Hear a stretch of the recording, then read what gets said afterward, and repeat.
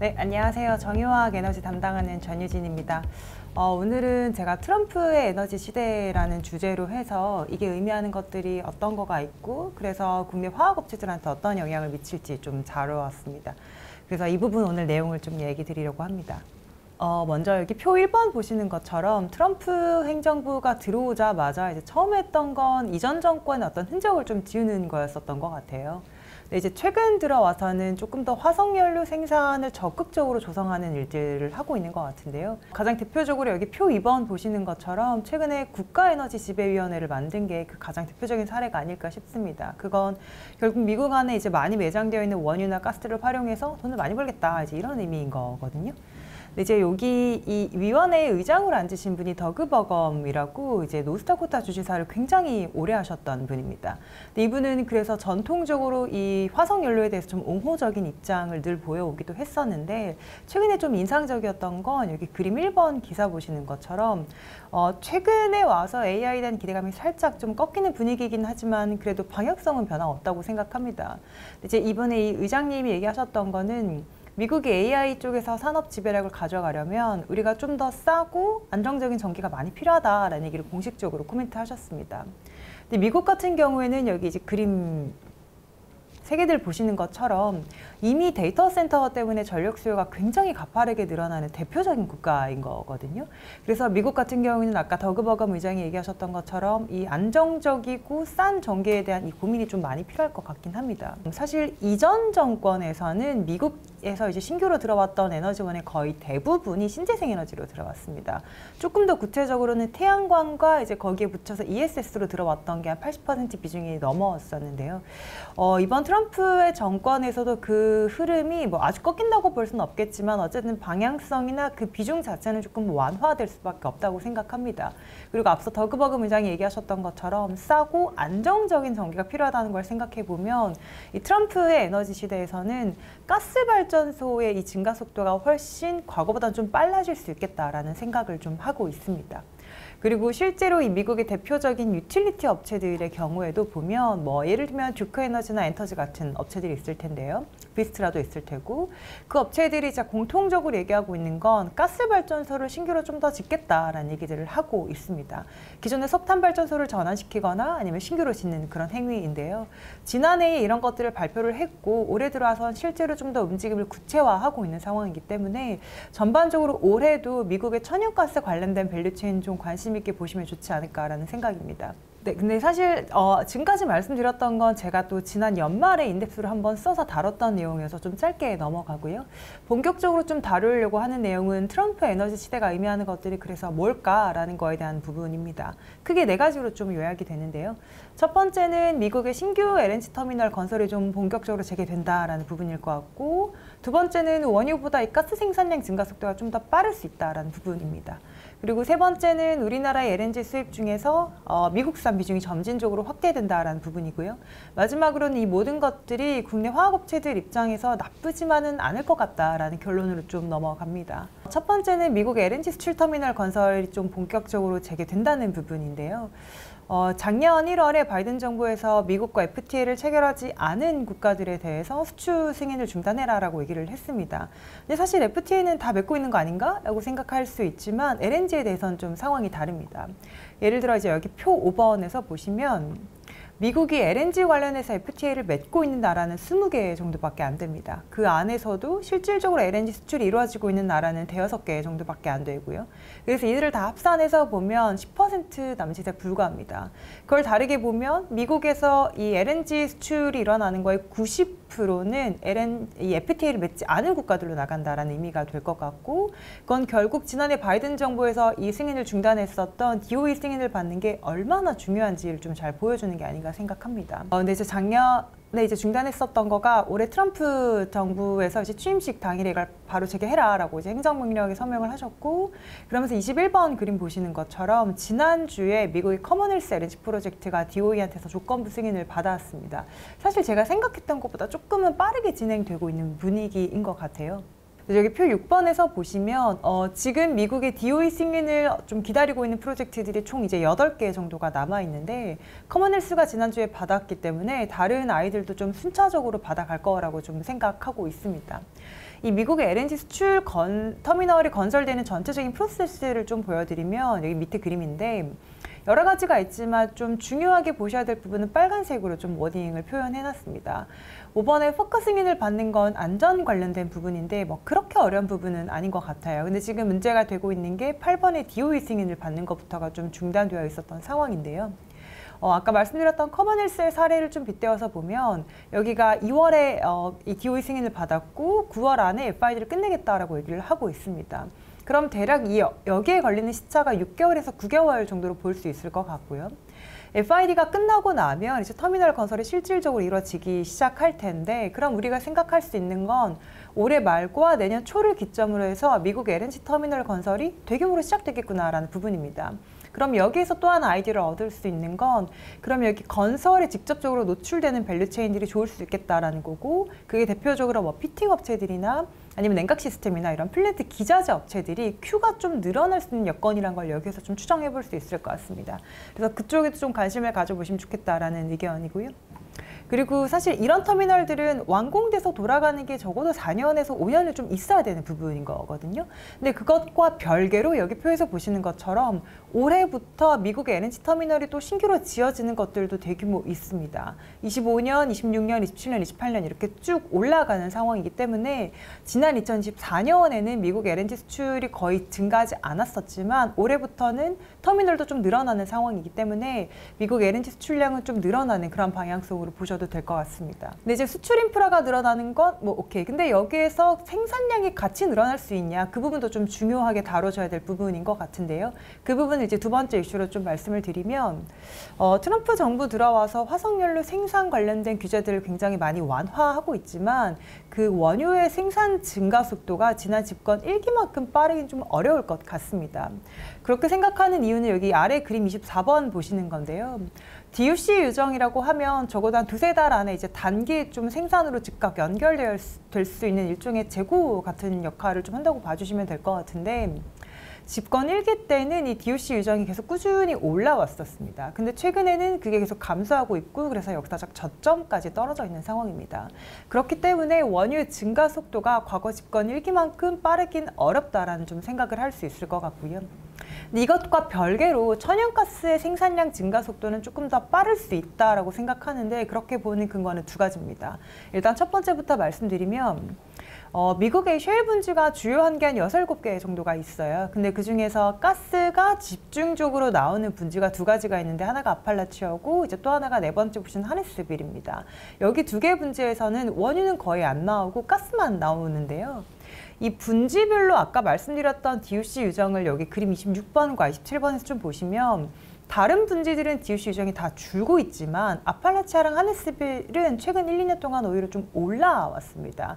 그리고 그 바로 밑에 있는 그림에서 보시면 그 분지들은 신규로 완결된 유정에서 천연가스 생산량이 오히려 조금씩 올라와 있는 상황이기 때문에 처음에 말씀드렸던 원유와는 조금 생산량 증가 속도가 다를 수 있겠다라는 생각을 할 수 있을 것 같고요. 두 번째는 이제 원유 분지에서의 GOR 비율이 올라오고 있다는 건데 GOR 비율이라고 하면 게스트 오일이라고 해서 원유 하나 나올 때 가스가 얼마나 딸려 나오냐라고 좀 쉽게 그렇게 개념을 좀 이해해 주시면 될 것 같습니다.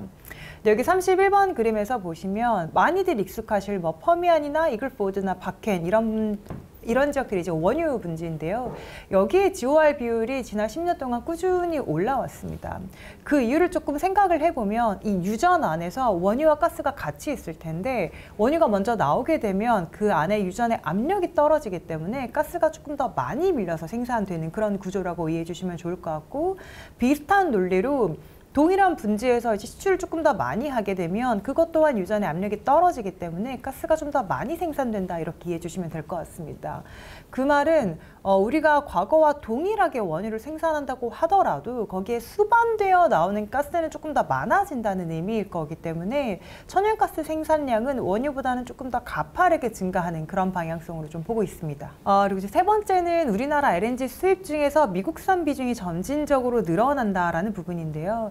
지금 트럼프 정부 들어와서 이리저리 관세 압박이 모든 나라들에게 다 들어오고 있는 것 같습니다. 우리나라도 크게 다르지 않은 상황이 될 것 같고요.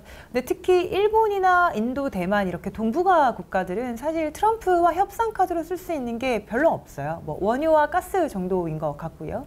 그래서 최근에 이 나라들이 공통적으로 얘기하는 건 우리가 미국산 LNG를 좀 더 많이 사올게 라는 걸로 협상 카드를 좀 쓰고 있는 것 같습니다. 우리나라도 결국 비슷한 방향으로 갈 거라고 생각하고요. 지금 우리나라가 수입하고 있는 LNG의 이 비중과 가격 추이를 좀 보시면 지금 미국산이 한 12% 정도로 네 번째 정도에 있고 호주, 카타르가 합산해서 50%가 좀 덜 되는 상황입니다. 근데 여기에서 이제 미국산 비중이 좀 점진적으로 올라올 거라고 생각하고요. 41번 그림에서 보시면 우리나라가 이제 수입하는 LNG를 국가별로 가격을 좀 비교해 봤을 때 미국이 호주, 카타르보다는 조금 더 싼 상황입니다. 그래서 자발적으로든 비자발적으로든 이 미국 LNG가 늘어나는 걸 감안했을 때 전체적인 도입 단가는 오히려 조금 더 하락할 수 있기 때문에 우리나라한테 그렇게 나쁠 건 없다라고 생각합니다. 미국산 이 LNG 구조에 대해서 조금 같이 말씀을 드리면 여기 그림 중간에서 보시는 게 미국의 이 계약 물량을 이제 국가 나가는 별로 좀 비중이 나와 있는 건데 목적지가 제한되어 있지 않은 비중, 그러니까 보라색으로 표시되어 있는 비중이 대략 60% 정도 됩니다. 그러면 예를 들어서 미국 LNG가 유럽과 아시아 반반 간다고 가정했을 때 유럽이 조금 더 비싸면 아시아 걸 빼서 유럽으로 조금 더 많이 갈 수 있고 반대의 경우도 그렇게 할 수 있습니다. 그만큼 차익 거래가 활발하게 이루어질 수 있는 구조이기 때문에 유럽과 아시아 입장에서 보면 미국 LNG 하방 압력이 조금 더 있다고 볼 수도 있을 것 같고요. 그리고 또 하나 이제 최근의 상황과 좀 연결해서 보여드리면 미국 LNG 같은 경우에는 FOB 기준으로 들어옵니다. 근데 우리가 최근에 LNG 용선료가 굉장히 많이 빠지고 있는 상황이거든요. 그래서 용선료까지 같이 감안을 해보면 미국의 최종적인 도입 단가는 좀 추가적으로 더 빠질 수 있는 여력이 있지 않을까라고 생각하고 있습니다. 마지막으로 이제 이 모든 것들이 국내 정유화학 업체들한테 미칠 영향을 좀 생각해보면 나쁘지만은 않은 여건이라고 생각합니다. 일단 트럼프 에너지 시대에서 그가 원하는 건 크게 두 가지인 것 같아요. 하나는 미국 안에 많이 매장되어 있는 원유와 가스를 많이 팔아서 돈 많이 벌겠다라는 거고, 두 번째는 주변의 산유국들을 조금 컨트롤해서 유가가 못 올라오게 좀 막겠다라는 의도인 것 같습니다. 근데 그 후자를 가장 잘 보여주는 뉴스가 여기 두 개 보시는 것 같고요. 최근에 이제 우크라이나를 조금 제외하고 이제 러우 전쟁 종전에 대한 얘기가 조금 활발하게 이루어지고 있는 것 같고, 그것보다 제가 좀 개인적으로 인상적이었던 건 밑에 있는 그림입니다. 트럼프 대통령이 한 2주 전만 하더라도 이란의 원유 수출량을 제로로 만들겠다라는 얘기를 했는데, 이란과 가장 앙숙에 있는 사우디에서 이제 나와가지고 미국과 이란을 좀 중재시키는 걸 검토하고 있다라고 얘기를 했습니다. 사실 이게 조금 상반되는 모습이긴 한데요. 가만히 생각해보면 지금 이란의 원유 생산량이 대략 300만 BD가 넘습니다. 현재 이제 글로벌 전체 원유 수요를 감안하면 그게 한 4% 정도 되는 물량일 텐데요. 트럼프 입장에서도 이 300만 BD에 달한 이란 물량이 갑자기 없어지면 결국 유가 상방 요인이 될 수밖에 없기 때문에 그게 미국의 인플레 입장에서는 가장 좀 부담스러울 수밖에 없거든요. 그래서 트럼프 대통령도 결국 물밑 작업 통해서 이런 것들을 조금 막으면서 유가가 올라오는 걸 최대한 컨트롤하고 싶어하는 게 아닌가라는 추정을 좀 하고 있고요. 그럼 결국 트럼프 에너지 시대에선 유가가 좀 더 하방 압력이 있다라고 우리가 봐야 될 것 같고요.